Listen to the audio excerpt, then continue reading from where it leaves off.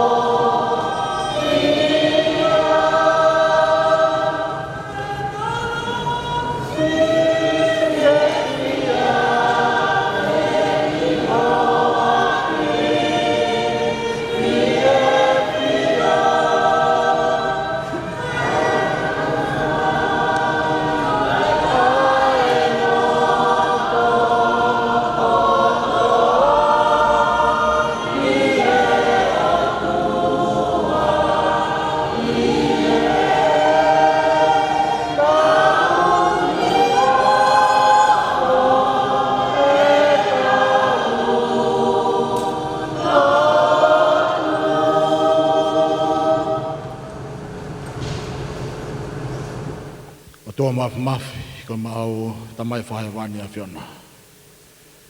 O mau whamalo mo whawhita, ko ngahi tāpua kotoa pē o e mo wini. Ko maa e mau whawhita e, ko e whainga maari mo e aho, ko whakoloa ki mau tolo. E aho koe ni. Ke mau whatataha mai ai, mau lo nuku. I he whare waingani, ko e polokalama, Koristu tuku, o e apiako ria hona, Saineha. O mau whamalo mo whawhitai, ki a whiona, ko e ngahi tāpuaki, mo e whainga maari, o mau i e whanua muri koe ni. Mau whapaia mai mo mau whanua tupoanga, o mau ai ngahi monu ia mo i whainga maari, ke mau ngā ue pia tokoni ke mau ngahi whamiri, ka maa whoki ai whanua tupoanga. Hange ko ia o ke awhio i, ko e polo kalama ia o ku mau ihenia i aho ko ini. O ku mau ha manatu off. Mua manatu me lie ki he api ako. Lia hona, saini ha. Ko e tau anga. Ka maa e whei lau kua whai e api ako ko ini. Mea tau tagata lahi. Wak mai ki a honi, ki he whanau tupu, o ku kei whai bea e whelau. O hono a koi whakatamai, o e whanau tupu, ki ka hao o e moui koi ni. Tō mawhi a ngai whawhonga hifo, ko e kamata ngai polo kalama o e aho koi ni. O mau kore wha mole, ke a whetau lalo. Ka ke hanga mua o whaki mai o e aho ko ni, ke hoko ia ko aho. Ke whahoko ai o e polo kalama e aho ko ni. Mau kore wha mole, mo whawhea ho lau maarie, ke ne hifo. Ke ne tataki ki mau tolu i he aho ko ni. I longa hangahi polo kalama ko teu he komiti. Ke lawa ke mauongo i ho ofa, ka maho lau maarie. Ke hoko e ngahi polo kalama e te mau whahoko e aho ko ini. Ke mau mana tua ia, o mea te pū ke mau e whiawhia i he aho ko ini. Mau kore ke tāpikina ki mau tolu, te kei me te mau tolu ai loto hikisia, mo e whielahi. Kai ngāhui ki mau tolu, ke mau whiofofani, i he aho ko ini. Ke mau whiawhia, ka ke mau wiki be i he awhiona. O toa mafi, o mau kore ha tāpuaki make, me tama pirinisi. Pirinisi ata, o e whare, ha moi ofo. O mau ongoi maa whana, o mau ngoi whiawhia, lawa ke de mea mai he aho ko ini, ke mau kau whaitaha, i he maalali o e aho ko ini. Mau kore a tāpaka make he mo ona, o ki whainga maali e tene i he whanua muri ni, ke tataki ni mai i ngahi whaitu ko tau pē tene mea holoai, ke ne lawa whakakakato e ngahi whatongia, o kuhinga e ne mea i he whanua muri koi. Mau kore a tāpaka make, me kau no pele tui waka no, ka maa no pele tui la kep, o kune nau mea i ho tau haanga. Tāpina make ai Palestine, o e kolisutupu, ka maa ai si komiti, ko e ngahi whau, mo ngahi palani, ngahi teu ki he kahau. Ke tokonia mua ki nau tolu, whaiwia ki nau tolu. Mo whamalohi ki nau tolu, ke hoko e ngahi teu, mo e ngahi palani ko ia. Ke lawa, ke mau whiawhia ko toa ai. Mau kore ki awhiona, ke tāpikina makehi mua ki nau tolu, ko ai haa hau eiki, haa mata pūle, ka maa whoka ki nau tolu, ka haa taklotu. O mau kawhataha i he marmaro e whare koe. Mau kore ki tāpe kina makehe, whawhoi tui ki mau toko tāpe i he marmaro e whare ni. Ngahi mua ki mau tolu ke mau hoko le yang e he kahau.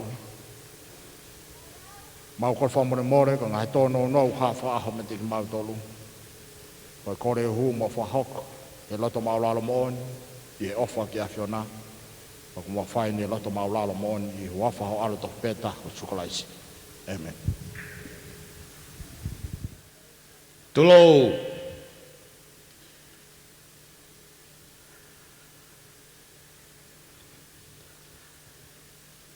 Tulou.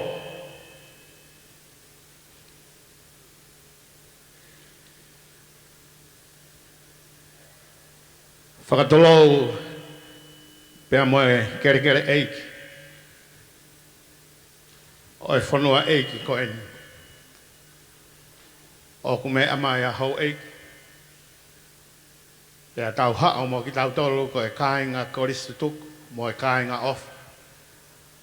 O ku tau au he mai me he ki whanua tupu ana tau tupu ai o whakautua ai e whanua mori ko eni. Tapu pea mo e tau tamai o ku helangi.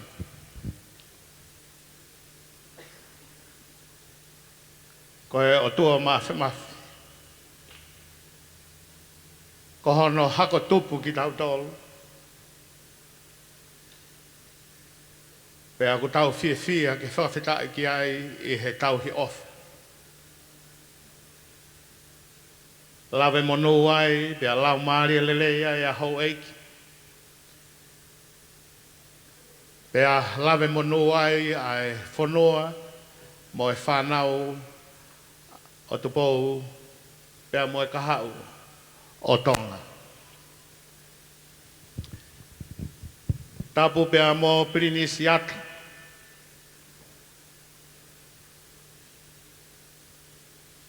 Ko e fui kula o loto palasi. Ko e hako tupu o haa mo e off. Ko e hau o e otu motonga. Ka kou iloi ko e tamai o eiki ko e asiholo.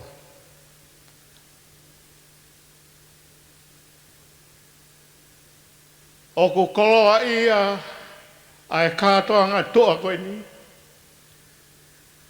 Ho mea mai ke tau kau whata.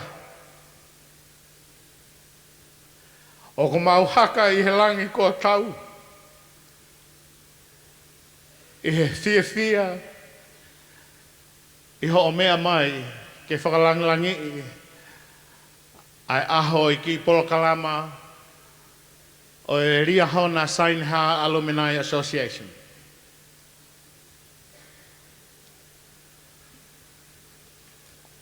O kou iloi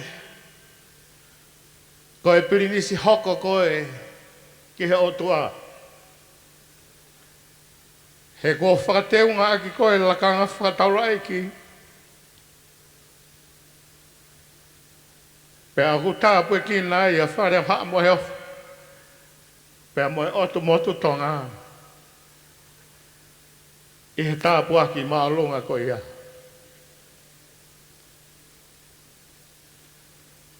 Tuku ke mau whakamalo. E pirinisi ata tukua. I ho a whei tau lalo. Ke mea mai, ke whakalanglangi. Ko eiki. Ai ki kātoanga koe ni i ho mea mai. Pea ku mau whakamalo ai ki he whei tūna. Whakamalo ki a Lord.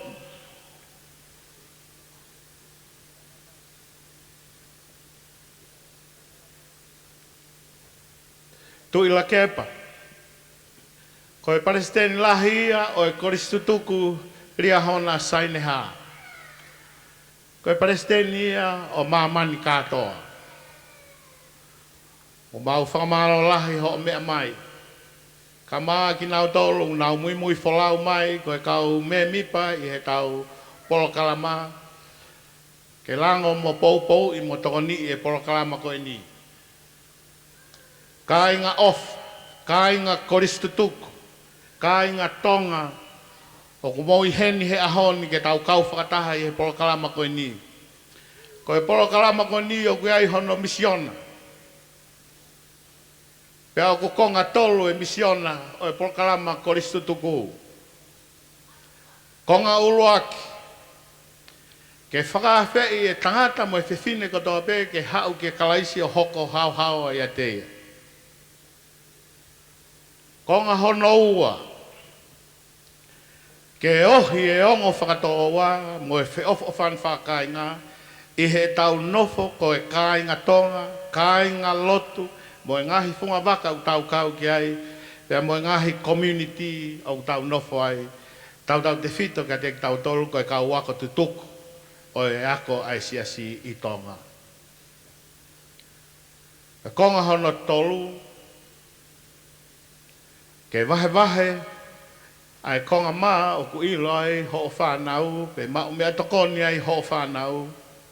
Ke si lawe ai whanau paea mo tuku hausia, e ki whanua tupu ana tau tupu ai a tonga.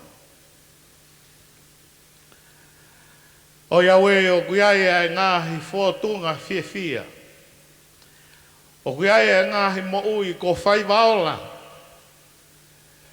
O kuiai ai ngāhi mo ui o kunau hoko, ko e kau taki mua. Pe ko e kau tau hisipi i saione he ngāhi wheitu ke kehe i mamani. Ko e whai waola ia, ai ako, na e whinangalo e laa ko unga whanua, tau whahau tu pōwha, ke whakatuu i hana whanua, ke a ko ia e tau tupu, mo e whanau o tupu, e whanua tupu o mohau eiki, o nau hoko ai ko ngahi mea ngā oe, ki he otua mawhi, ki he whanua, pia moho tau ngahi whamiri ho. Ko hoko e kakai toka lahi, ko e ngahi tamai, mo e ngahi whae whita. Ia whao moha ngahi whamiri ke teu i ke tae ngata. Mga tuunga ia mei he ngahi ako, kua whinangalo e ne awhio, ke whakataha pia mo e siasa siso Christ e kau mani o ne ngahi aki muini. Ko mau whamalo ai, o kuia e manatu, ki kahaua, pia moria hona, ko e kāpasi, i he tau mo ui. Toko mua ke u whakatapu he, pia mo whetu pia mo kula o saione, koe alofi.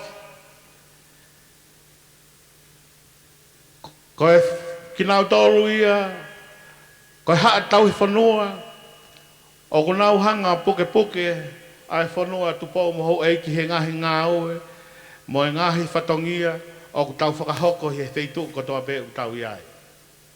Whamalo lahi atu ka tek mo tolu. Kore homo pangai, whetu Toko mua homo pangai ke whakaata. Ke molota whie maari. E whakaawa ke whakahoko ai. Whakameit. Pea moe maalari o e aho. Whai ai moe whakaholo ilo. Ke ilo hou eiki. Pea mama ai moe whanau tupu. O e whanua. Lewe e malam. Tua o whaki.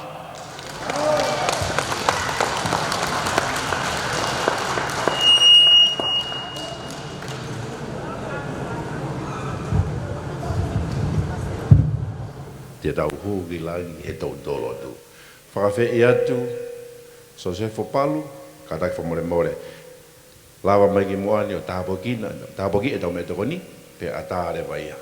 Mo tolo koe na, na kake mo lawa atu ke whare tapu, koe tangata eki koe ni, koe ne ngā uia ku whai. Ko koe ko mua kou te ke aloka te mbare, o se ne tau e whiha. Sai ke tau mahe ni ma tō taha ko ni, korang ke te ia, ke ne. Tāpoki ne tau me toko ni, pe a ka hiri ko ia, pe maa tau me toko ni.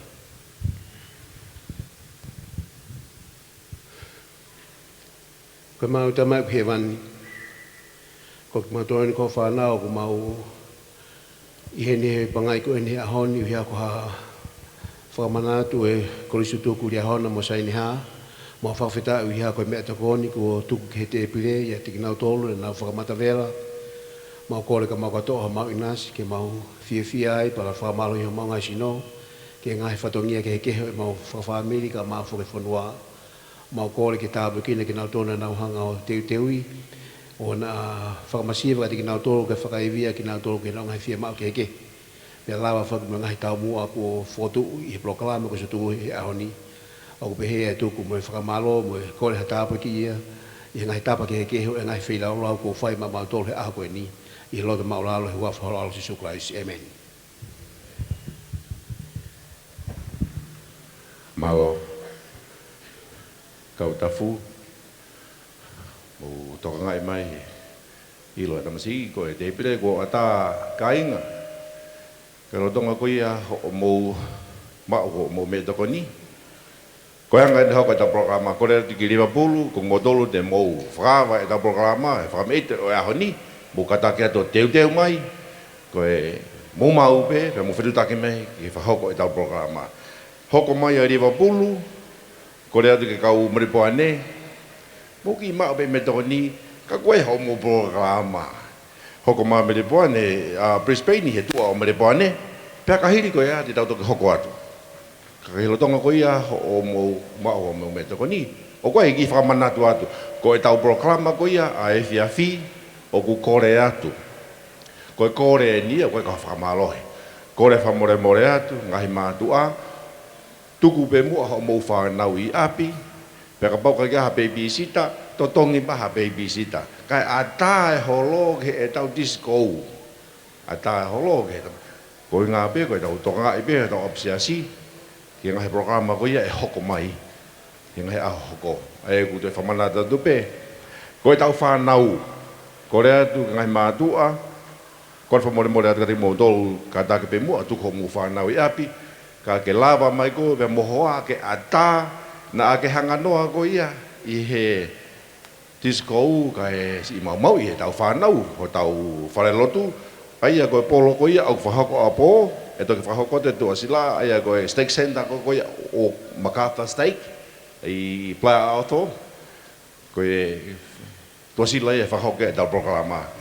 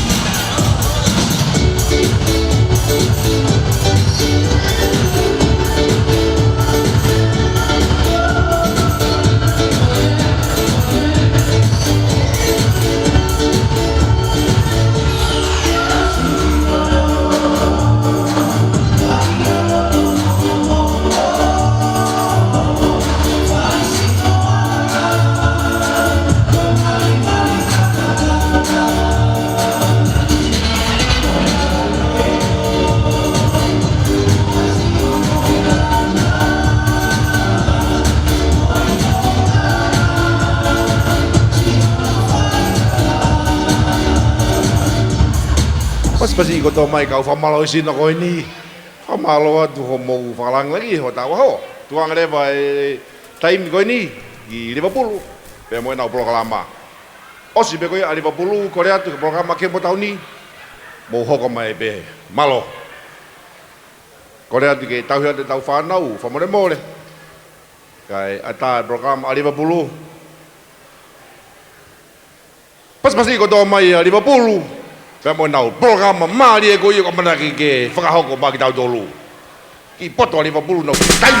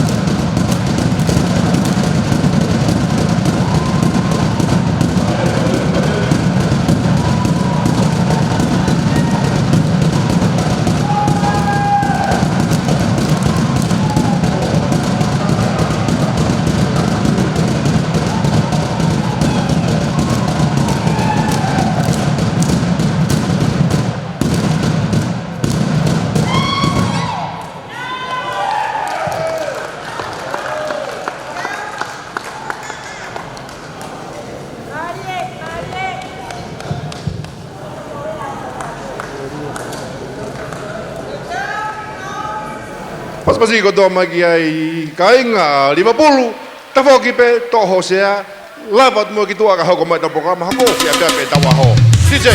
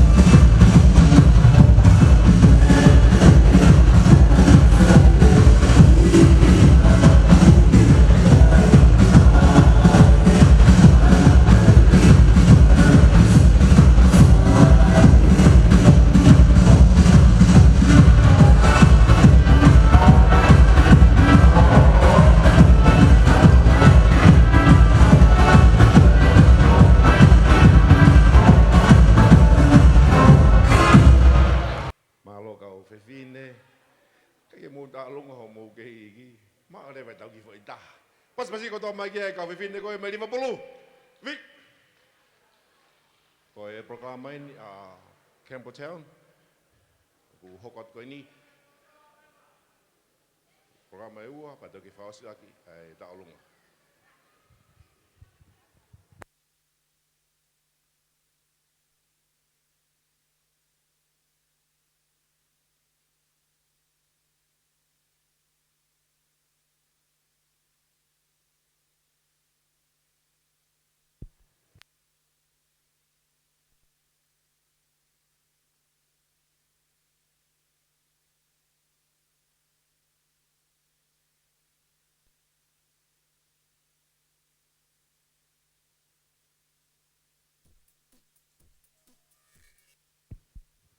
Pas-pasi mai whanau ko ni, no tong e tau tari ko i he music i. Pas-pasi ma ka tong mai whanau ko ni. Ko e nau toki whaiwai ni i hapu kai tola.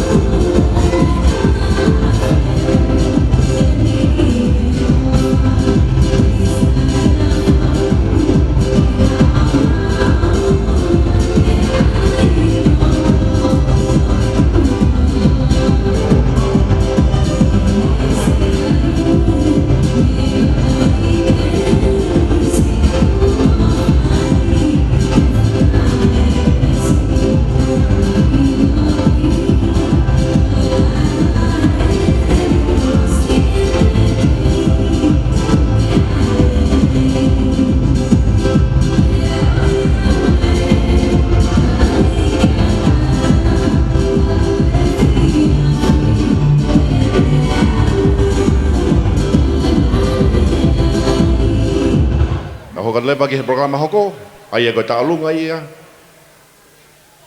Campbelltown ko ofifine ko ia ko ne fa ko ta lunga o ku ta ki me ni loto ko ofifine pe ia e mau paresen fa area ai ia ko persen mahina pas pasi ko to magi ai kainga tong ko no ta ki magi loto ai ofifine ko ni Korea tu ko koi ko to ben na ke no fok te pa ki to hema ko ngahi me kai ia ai ki ta hine ko ni Korea tu ka ku to he fa to he na to ka to mai ki olunga tu mai ki loto ke a me ke te bile ke fa ko ta fa tong ia ko ia vi kai ke fa o to nga malo howat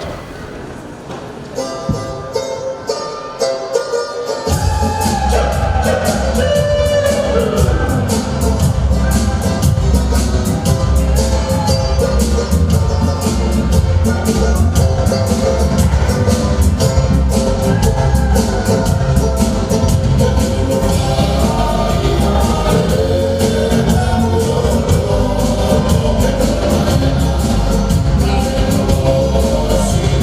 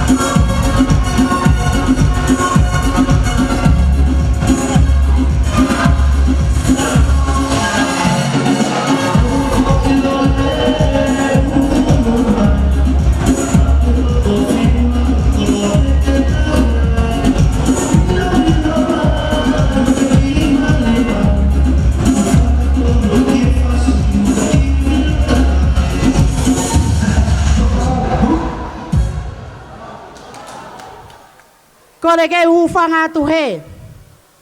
He malari o e aho koe. Tamasi i pirinisiata.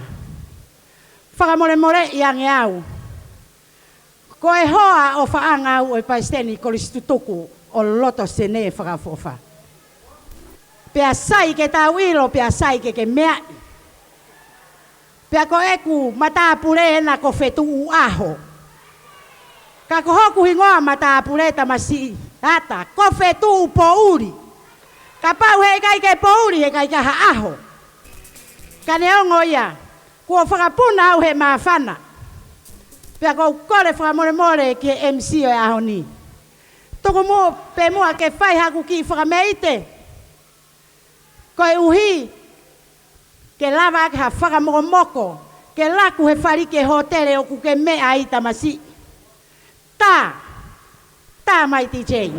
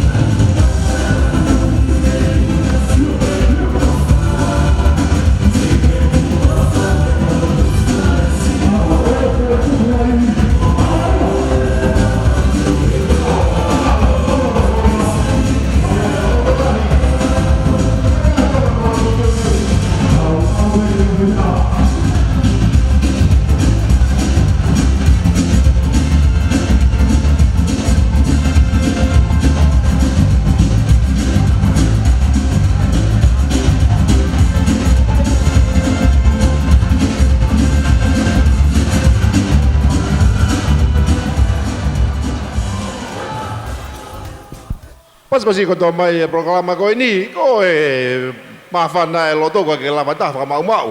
O ko rea tu ki he programa ke botau ni ko mau bebe mau lava mai ki loto.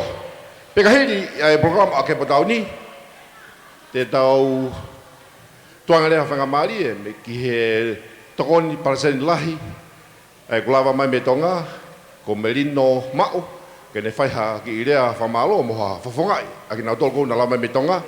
Pe ka hiri pe ko ia e tuanga lewa e rea whakaosi ki a sone maa tomasi aia ko Palestini na ke Palestini malolo e lolotonga pe na te hoko foke Palestini lahi a New South Wales. Malo ko rea ke programa hoko mo mau pe mo kataki mai papia ho te whamana tuatu ko te pili ko hai o ke potau ni ko rea ke tau ngā whakataha ko sea pe me ki lai kontu peni hina ke me ia aku ke tuku mai whafokia ke he ouna toenga ko toa ai kau ke lava to ka toa a ke hina plastiki alu ka to ko mo ko mo abi ko rea tu maha ko tolu pe ko tau fokia to teu ke ta programa hoko malo DJ tuku mai fe fasi ai loto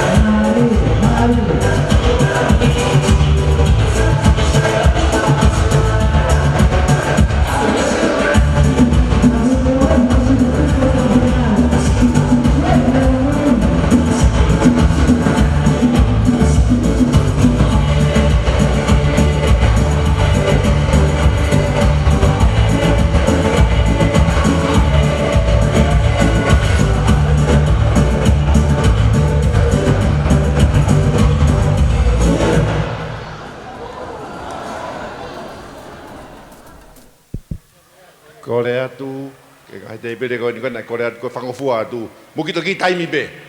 Ki taimi be, ke mea behene tamsi, whamare more. Ko e ne mea be tamsi, pea tau whaiteri haleo. Ko e lau be ke tolu, ko e be e malohi be la hia. Pasi ko tō mai e tamai koe ni, me he whitu koe o Carroll Town, no atu ai whamei te whakaosio e ho, follow, ai ki whangmari o ange he ka follow me tonga, ke tokon presteni, ki a merino ma, ki whahaki whamalo, pe ka hiri ko ia, ko rea tuku, whakakotia e Tomasi, Sione Tomasi, pe a tatuki hoko atu ki he whakaosi ngā, malo.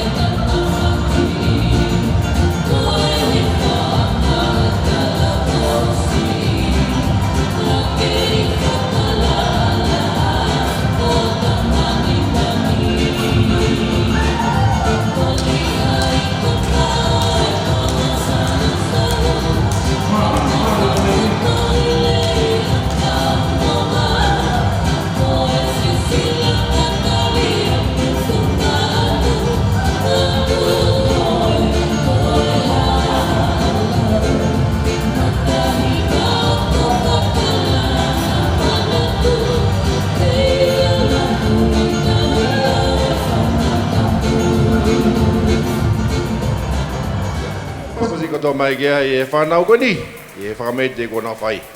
Kore atu, i he tokoni preseni me he pasen lahi, whakatoa o mamani me tonga, me rino mao, kene lava mai o whahokoha rea whamalo. E a hoko kia i toanga rewa taimi, i a Sione Tomasi. Tapu atu pia mo pirinisiata. Hege se ao e wharearea. Lotu i wakano. Whatapu atu whoki ki he paisten lahi o e koistutuku a ria hona saine ha. Lotu i lakep. Pia mo hou eiki. Whatapu atu ki a whetu aho. Pia mo ha matabure. Whatapu atu ki he paisten o Sydney. Sio eri mai lau. Ka te hege he kau pasiteni o ngahi wahe ko toa pe o kulawa ke tau i heni he ahkoeni. Tapu atu ki he tare gita, Krismasi lātu. Whatapu atu ki he kau pasiteni steak, kau pisop, pia mu halot, o kulawa ke tau ua lolo hendi i hoa koeni. E whetua. O ku wongo i o tau mawhana i he ako eni.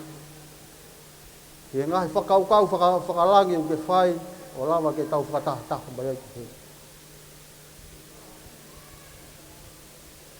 Tau mau wongo i ku mau whia, i he lava ke mau lava mai.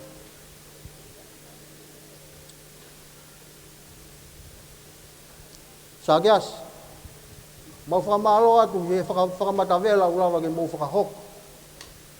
O tau whei ai ha kātoanga whakamawhana peheni i he ahokoni. O whamalo atu ke ngai kupu whekau aki. O lava ke tau ngā ue whakataha. O lava ke whakahoko ai. Ai maalari o tau whei ai i he houa koi. Ka kou loto peke wahe ki wholofola. No pe. Patau pea wheunga e ki rea ko whakahoko. O pehe taimina i he maamani ai e whakamo ui. Na ne ui a nihi ko ne kauako. Panai ai e taimina e hange o kungau ki tō ke he kehe ai. Na ko ne wholofola ni koe na ne whakahoko ki he nihi ko nihi. Ko e wholofola ia ko loto ke tuku i he kātoanga whakamawhana ulawa ke tau whai. O ka pau kai ke mou kaha, o kai ke aki mou tō. Whia mau ke tau ngā au e whakataha. E ku hanga mai e tau ka hoko mai, mo kātoanga, o teo koe ke tau whai.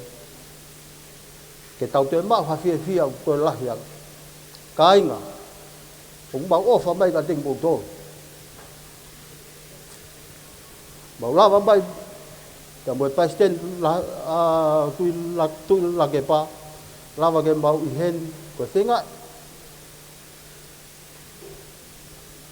Ke oko, ke lava ke mau hase niti, ke toko niti he pae au, pia moe masiwa, hangi e goia o mou mea.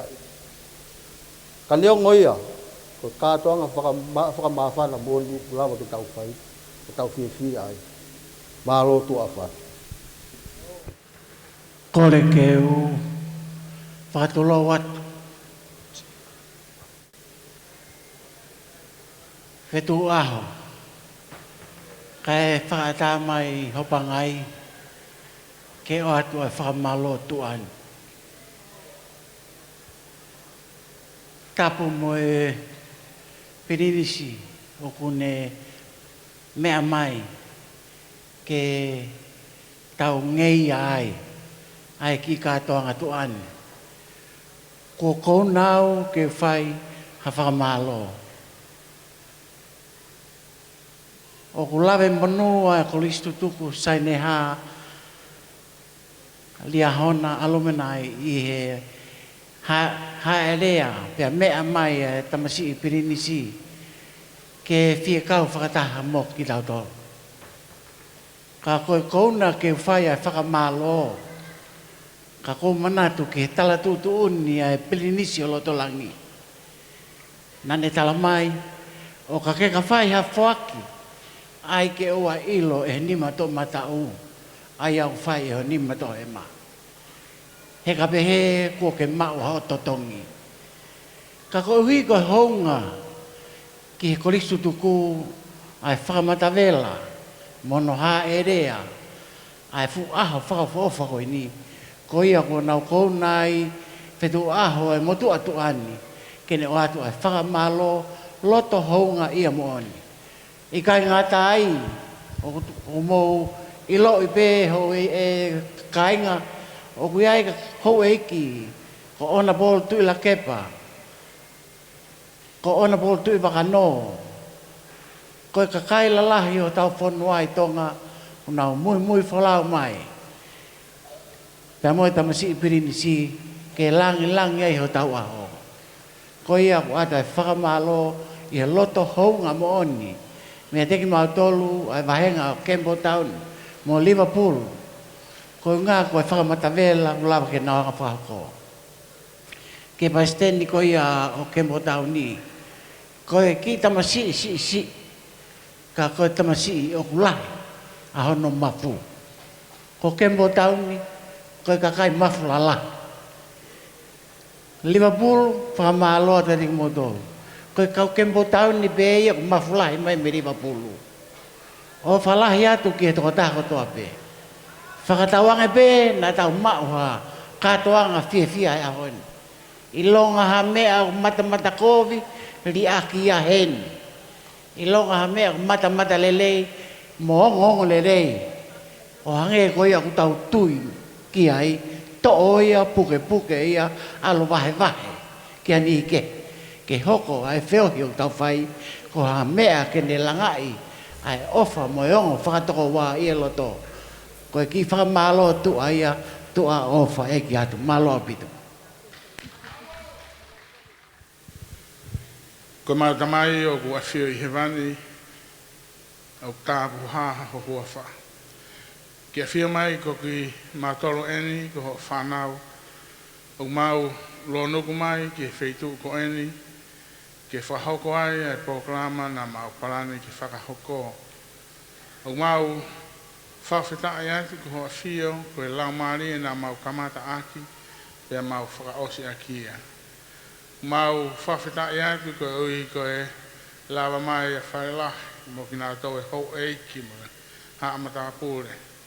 O mau whamau atu ki nā tau ni nā wala nima o tafu pupuha ko e ui ko e whiefuaki a konga o hona uiwi ko ui ko ki nā tau ku paea mo masiwa I he abiako saini haa ria hona.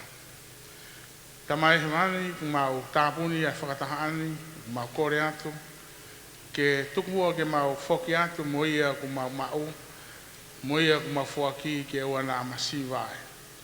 Malu I ki mātou e hala mai wheitu nā mau whondonga mai mei ai, ko mau kore ni he ofa mo oni ki hawhio, I huhui ko alo, ka maa, ai toko tāna e pekia ko mau ngahi I angahala, ko sisu kalaisi e meni.